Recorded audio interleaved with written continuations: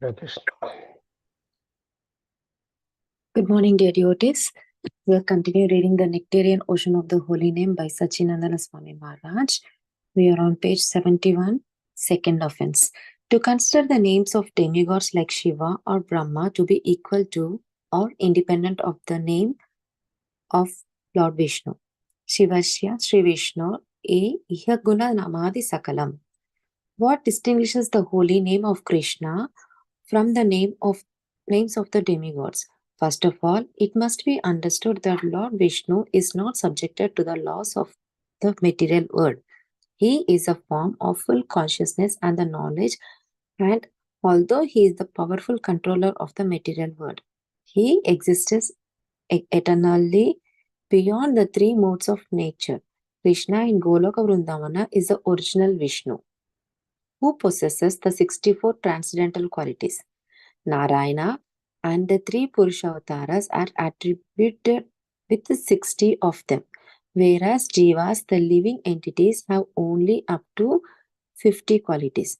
To a minute extent, because the demigods are also Jivas, they possess the same 50 qualities. But to the greater extent, Lord Shiva, who takes a position between the Jivas and Lord Vishnu, is characterized by 5 additional attributes. All of them, however, the Purushavataras and the Jivas, among which are the demigods, obtain their qualities from Krishna. In the same way as an electric bulb receives its energy from the power station, different bulbs can, according to the wattage, transforms that power in different ways. Some can radiate with 1000 watts and others only with 10 watts. Similarly, the living entities are able to reflect a part of Krishna's attributes to different percentages, but they all, including Shiva, Brahma, and Narayana, receive their qualities from Krishna. Consequently, they cannot be equal to him. The second reason is the identity of Krishna name with Krishna himself and transcendental fact that it is not applicable to the demigods. What to speak of lower living energies? Krishna name, his form, his qualities, and so on should never be considered to be separated from him. He is non-dual. As the complete whole, he is the absolute truth. If someone out of ignorance is attached to the dualistic concept of God, he can attain at best the Namabhasha stages stage of chanting, but will never obtain prema. Pure love of Krishna only by the mercy of a bona fide spiritual master who is absorbed in Krishna consciousness. One can overcome his anarthas and receive a pure name, although a stepwise purifying process. Although the European culture is less familiar with the idea of demigod worship, one might still wonder how to treat the demigods properly. For this, it is necessary to understand why demigod worship is recommended in the Vedic scriptures. This is done in order to give some people faith in at least something higher. A devotee on this path sees the demigods on their real positions, that they are servants of the Lord, and thus he respects them and offers them prasadam of the Lord. How can the second offense be rectified? The second offense should be rectified by repeating, sincerely taking shelter of Vishnu, and by never committing this offense again. If one remembers Krishna, his name, and chanting of his name, this offense will gradually vanish. Third offense, to disobey the orders of the spiritual master, Gurur Avijnana. Finally, after having traveled through innumerable bodies among the 84 lakh different forms of life, the spiritual soul gets the chance to accept a human body. This happens either due to natural evolution or by dint of unintentionally performed pious activities. Only in this very rare human form of life are spiritual activities possible. The demigods and residents of heavenly planets experience the reactions of their previous pious activities. Likewise, animals are bound by the reactions of their pious karma and by deeply absorbed in gross ignorance, which abs- abstracts them from independently performing pious activities. No form of life other than a human body is appropriate to lead a spiritual life and to serve the Supreme Lord.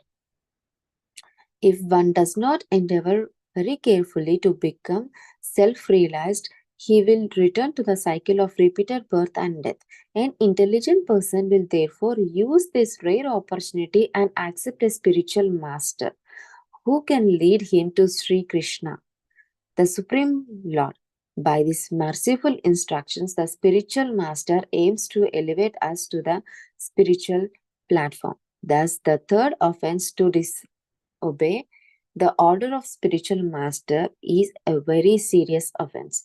The Sri Harinama Chintamani begins the explanation of this offense by describing the characteristics of a bona fide spiritual master, thus enabling us to recognize such a person.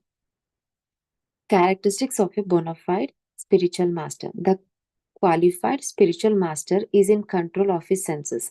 The principal qualification is that he knows Krishna and understands the signs of Krishna, whether a Brahmana, a Sudra, a household, or a sannyasi.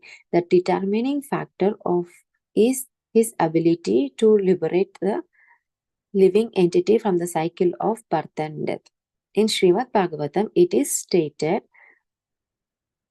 that the spiritual master is he who has realized the conclusions of the scriptures and can convey them to others. One who cannot deliver his independence from the path of repeated birth and death should never become a spiritual master. It is not enough to be a good speaker as long as one is not firmly fixed in spiritual life. He cannot be a spiritual master. This is illustrated by the following story. Once a mother went to a sadhu with her diabetic son. Although she has tried everything before. Nobody could dissuade her son from eating sugar. Thus, hoping that the sadhu word would impose weight upon her son, she asked for his help. But all the sadhu said was, I cannot render this advice to your son. Come back in 1 week. After 1 week, the mother returned with her son, and the sadhu said very rigorously, do not eat sugar again, otherwise, you will kill yourself. The boy answered, if you say it, then I will immediately stop eating sugar. Amazed, the mother asked Sadhu, why don't you say that a week ago? Well, replied the Sadhu, at that time I was eating sugar myself. We can see how important it is for the spiritual master to teach by example and the Brahmanishta firmly situated in spiritual life. Otherwise, he cannot induce others to give up their material life and begin the spiritual life.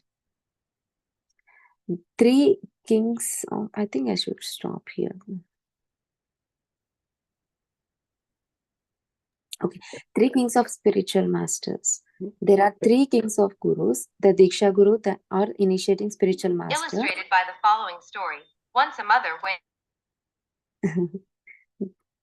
Initiating spiritual masters gives the Krishna Maha Mantra and the Gayatri Mantra by the Brahman initiation. The Siksha Guru gives the spiritual instructions. Both should be regarded as equal important. One can accept many Siksha Gurus simultaneously, but only one Diksha Guru.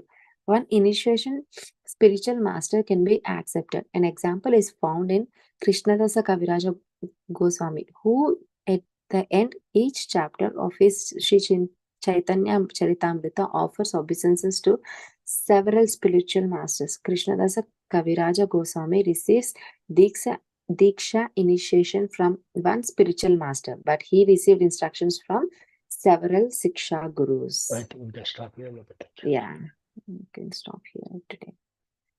Today we discussed about the second offense and the third offense. Second offense, to consider the names of demigods like Shiva or Brahma to be equal or independent of the name of Lord Vishnu. Vishnu is like the topmost because all the 64 qualities are on the Vishnu, and among all the Vishnus, the Goloka Vrindavan Vishnu is the topmost. And we know that Krishna, Lord Shiva, possesses the position between the Vishnu and the Jiva. So he has like 55 qualities.